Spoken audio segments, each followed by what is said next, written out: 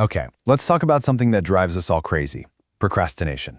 We're going to dive into why you struggle with it, and I promise you, the answer has nothing to do with what you think.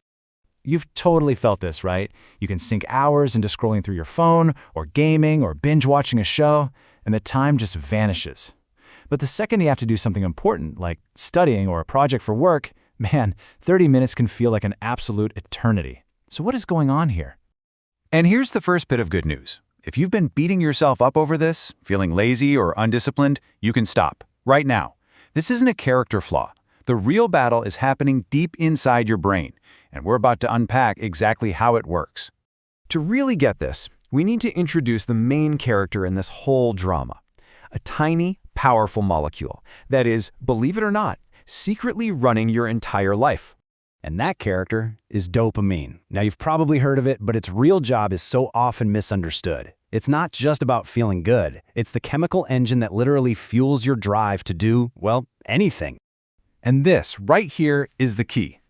Most of us think dopamine is the reward we get after doing something fun, but that's not quite right. The reality is, it's the craving, the urge, the desire that pushes us to act in the first place. It's the go-get-it molecule, not the I-got-it molecule. And the power of this desire molecule is honestly, it's astonishing. Let me tell you about a kind of chilling experiment that shows just how potent this stuff is. Scientists figured out how to directly stimulate the dopamine system in the brains of lab rats. And what happened was wild. The rats became completely obsessed. They would just press a lever to get that dopamine hit, over and over and over again. They completely ignored their most basic survival instincts: food, water, even sleep, until they literally collapsed from exhaustion. The desire just completely hijacked everything else. So that's what happens when you turn dopamine all the way up. But what happens if you turn it all the way off? Well, in the next part of the experiment, that's exactly what they did. They completely blocked the rat's ability to receive dopamine. The result was absolutely staggering.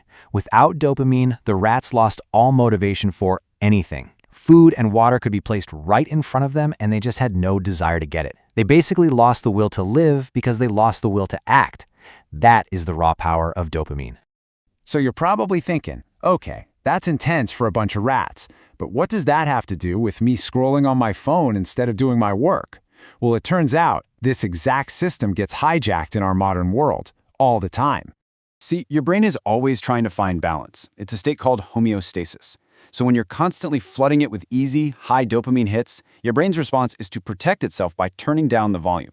It literally gets rid of dopamine receptors. This builds up a tolerance, meaning your baseline for what feels rewarding gets pushed higher and higher. So of course, normal, productive work starts to feel boring. It just can't compete.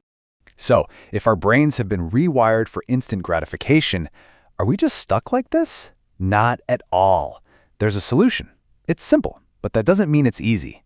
It's all about intentionally hitting the reset button on your brain's reward system. This is what people call a dopamine detox. The whole idea is to deliberately starve your brain of those easy, cheap dopamine hits. But here's why it feels so hard at first. The progress is invisible until it isn't. Think of an ice cube in a freezing room. You can raise the temperature from 26 degrees to 31, and nothing happens. It's still a block of ice. But at 32 degrees, everything melts. All that effort wasn't wasted. It was just waiting. That's what this process feels like. Okay, this sounds pretty intense, I know. But putting it into practice is actually incredibly practical.